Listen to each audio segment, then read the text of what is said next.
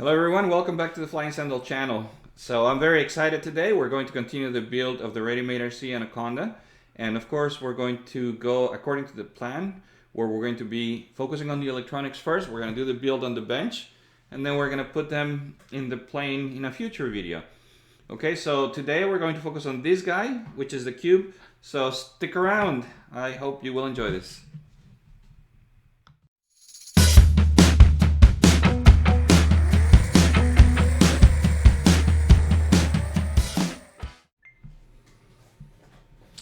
Excellent. Well, I'm very happy that you decided to stick around and be here for the video. Now, the first thing that we're going to do is we're just going to have a quick look at this little unit here. So this is the Cube Orange flight controller. It is one of the options for building your autonomous airplane.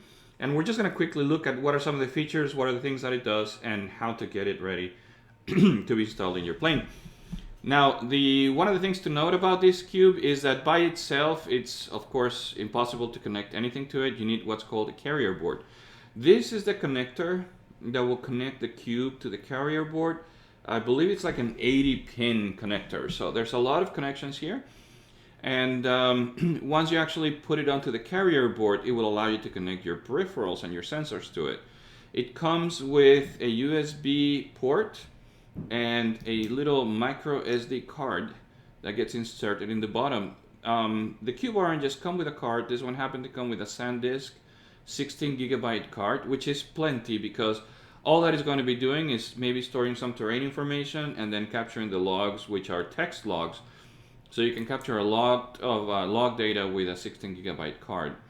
Now the card comes pre-formatted, it's ready to go, and the connector is what you want to make sure that you're just plugging in the right way to the flight controller to make sure that it works correctly for you.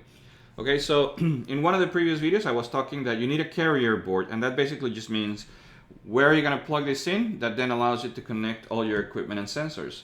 So I'm going to be using this carrier board here. It's called the Carrier Board Mini, and basically what it does, it allows you to connect the cube into that 80-pin connector, and then breaks out all the connections for your equipment and your electronics.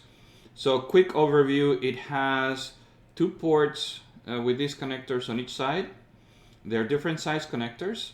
For example, the GPS has the ground, it has the power for the GPS, it has a UART, it has an I2C connection. The UART is for getting the GPS data from the GPS sensor, and the I2C connection is used for the compass data. Now, you can connect a GPS in here, no problem. In my previous video, I was talking about the CAN bus, and I happen to have a GPS unit that supports a CAN bus connection. And so it's just a 4-pin connection. Now, that one plugs into the next port over to the side, this one here. And basically, the CAN bus is going to allow me to basically save a UART.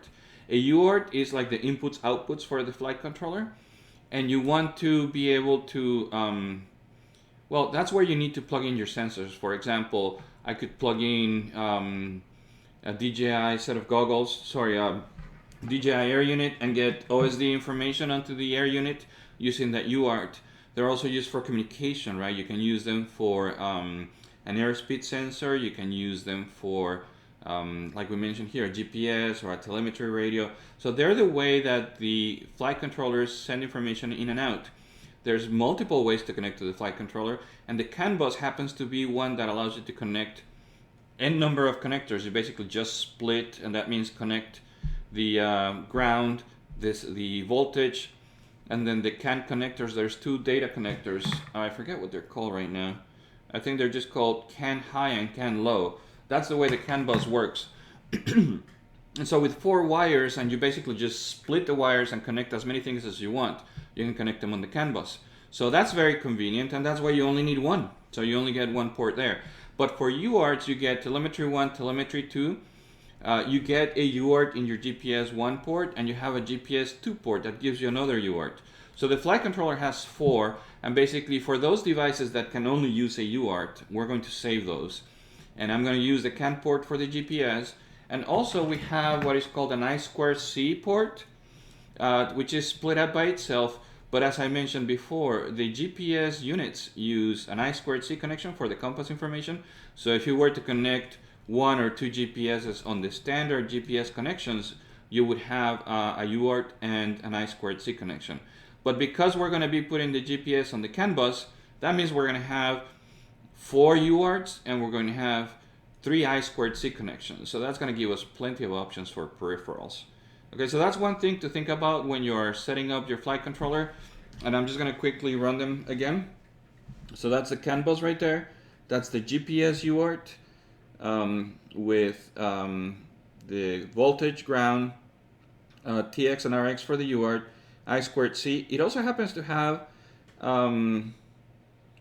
LED connection and a safety button hardware switch. So if you want to use a hardware safety switch, you can connect it there. So that has a lot of pins. This other GPS connection, again, UART, I2C, I2C connection by itself, and 2 UARTs with a clear to send and ready to send. So full UARTs with full send control. So a lot of information for these 6 ports. We're going to be able to connect a lot of our equipment and peripheral sensors to those. And then let's talk about where we're going to be providing power, right? So here are the 2 redundant power connections that we talked about before.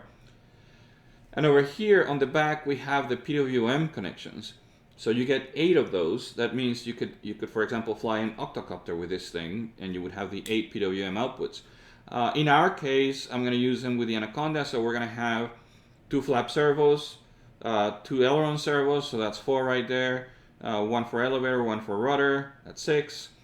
And I could put a pan and tilt. That would be 8. Now, we also have 6 additional signal pins here. These are not full in the sense that these have 8 signals, 8 grounds, 8 voltages. These are just 6 additional signals. But that actually makes it super convenient, because if I had to, I could, for example, use the power and voltage rail. When these are all connected together and they are either ground or voltage, then we just call them a rail. But I could, for example, splice that rail and add additional servos, up to 6 additional things here. So that's extremely useful. Gives us up to 14 places to connect PWM devices like servos, or maybe like a camera gimbal. So we can do many of those things. And it's a very, very compact unit, full featured, lots of connections. So this mini board does a great job in taking this big connector and splitting out everything for us, and while keeping the reduced size. All right, great. So now that we've gone through them, oh, the only thing I didn't mention, there's that little port here, that's for the buzzer. So we're gonna have a buzzer on it. Now that we talked about it to exhaustion, well, there's one thing I forgot to mention. There's a few pads here. They're hard to see. I'm trying to point at them with the screwdriver. But basically, if for whatever reason you're thinking of using a Spectrum receiver, you could also use a Spectrum receiver. You would bridge the correct Spectrum pads, and then you would specify 3 volts for that receiver connection, and you could plug in a Spectrum in the RC in, if you're so inclined. I don't know why anybody would want to do that. Having Crossfire or Express LRS as options, I would probably go that way, which is what I'm going to do. I'm going to use either Crossfire or maybe even Express LRS on this, okay? Now, the way you install this is with a USB connection facing down, so it's away and not blocked by these power connections. If you see, if I were to try to put it that way, not only is that the wrong way around, but then that would be blocking the port. So you, with the USB that way, you just kind of click, and you get a little satisfying click, okay? Now, the way that this works is you get these long, thin screws that are going to help you keep everything in place and make sure that the cube does not separate from its carrier board. And I'm using a Phillips 0 screwdriver, which is an excellent fit for these little screws. And as you can see, I am definitely being careful not to tighten things too much. You don't want to be gorilla strong with these screws. You just want to tighten them until the point where they are snug, and not much more than that. So that's why I'm using my fingers this way, because I give them little leverage, and that way there's less chance that I'm going to gorilla tighten any of this. And there we go. Now that's secure, it's not coming off, it's well installed onto the cube, and we have all of those connections ready for us to install our sensors and use them on our plane. Okay, so there you go. That's how you get the cube ready. Now, of course, we're going to be using double-sided tape to stick it down onto the flight controller board. The one thing I wish there was a way to also use like a zip tie to hold this down. That's not there, so I'm just going to make sure and use alcohol and wipe this really well to get a really good, really strong connection. The cube does come with some very strong double-sided foam, which uses a very strong adhesive, so I don't really have any concern. And you know, I'll just keep an eye on it, make sure that it's solidly mounted before I fly. Now the next thing that I'm going to do is I'm going to go ahead and install the firmware on this. We're going to install the latest version of Ardupilot for plane, so Arduplane, and we're going to do that on the computer. So let's go to the computer and I'm going to show you how to get the firmware installed on the cube. So now we're here at the computer and I've started Mission Planner. Now the next thing that I'm going to do is I always like just to see exactly where my flight controller gets recognized by the computer. So what I do is I keep my device manager open and then just connect the micro USB to the flight controller, and a little light comes on here in the corner. So I can see that's COM port, let's see, 28 and 33. One of those is going to be the CAN bus connection. I think 28 is the one that I'm looking for. So 28, I'm not going to connect to it. There used to be a previous version of software on this thing, but what we're going to do is we're going to go ahead to setup, and we want to install firmware. We want to install plane 3.1 official. So I'm going to go with a stable version because I'm not looking to be testing software at this moment. I want to hopefully fly my plane and not have any incident. So it detected that I have a cube orange, and it's offering me the Arduplane.apj firmware for version 4.3.1. So that looks good. I'm going to click on upload firmware and it's downloading the firmware from the internet, and hopefully here it's going to install without any issues.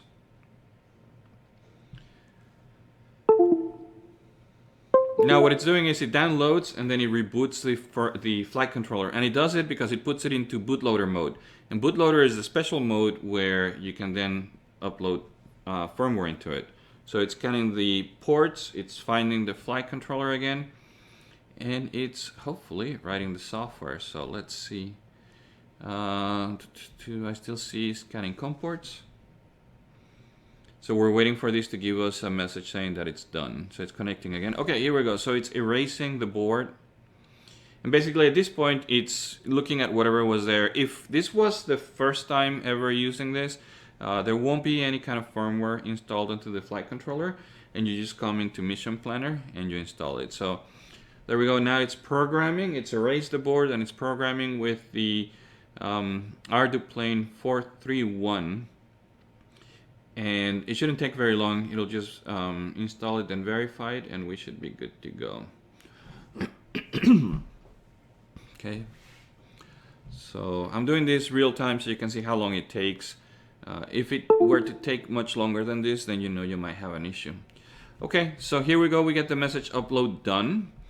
I'm going to go to the data window, and I'm going to go back to my COM ports just to verify. So COM port 28 is still there, and 28. And now I can connect at whatever speed I want. I typically connect at the fastest speed. I haven't really seen any issue doing that. And now we can see here COM 28 fixed wing. So now we have the fixed wing firmware of Ardupilot on there. Okay, there is nothing connected to my cube other than the USB, but we can see here on the screen that it's already moving the horizon, right? So if by the way, this is a little arrow, the logo and a little arrow point forward. So what you want to do is make sure that it's responding the way you expect. If I tilt it down, you would expect to see more of the ground. And so that's what we're seeing over here on the, let's see, where am I pointing? I'm pointing over here. No, pointing over here to the HUD display. So if you point down, you'll see more of the ground come up. If you point up, you'll see more of the sky. Now, when I roll to the left, I'm seeing the two red lines for the artificial horizon roll to the left, roll to the right. So that looks like it's moving in the correct direction. Okay. Now, while I'm here, the other thing that I'm going to do, and because the cube is outside the plane, it's right now very easy to manipulate it. So I'm going to go ahead and do the calibration of the accelerometer. So we go into accelerometer calibration. I have it flat on the table. We're supposed to level the autopilot and set the default level. Okay, so now it's level. Click when done. There it is. Now it says on the left. So the left is going to be where the USB is connected right now. So I'm just going to put it kind of like over the edge of my table, just like this on the edge of the table, so I can keep it nice and level. It doesn't have to be perfect, but it helps not to move it. Okay, now it says place it on the right side. So the right side is this. So again, just on my table here, keeping it steady. Nose down. Nose down is with the arrow pointing down. Then nose up, which is the opposite side of that. Keep it steady. Now on its back, this is the back side, so just set that down like that. Calibration successful. So there we go. That's the accelerometer calibration. Now, because I am planning on installing this flight controller level with the arrow pointing forward, it'll just sit like this in my plane. So now I'm just going to set it down on the table, and it says calibrate level. So these are going to be the default accelerometer offsets. There it is, flat and level. And then now that it does that, it's gonna use level your autopilot to set default accelerometer scale factors for level flight, 1 axis. Okay, so again, we're gonna set it flat and level and do this simple accelerometer calibration. Click on it, and now it says completed. So that is the basic calibration of the flight controller. So what we've done is we installed the carrier board, we reviewed, make sure we have an idea where we're going to be installing our components, attached the cube to the carrier board, and then we also installed the firmware and did the accelerometer calibration. So I think that basically does it for the flight controller. I'm going to stop right here, and we're going to do another video for the next step, which is going to be attaching the GPS. And now it's more than just plugging it, right? We're going to configure it, make sure it's connected correctly, and we're going to enable the LEDs. So come back for that second part where we're going to cover the GPS. All right, see you soon.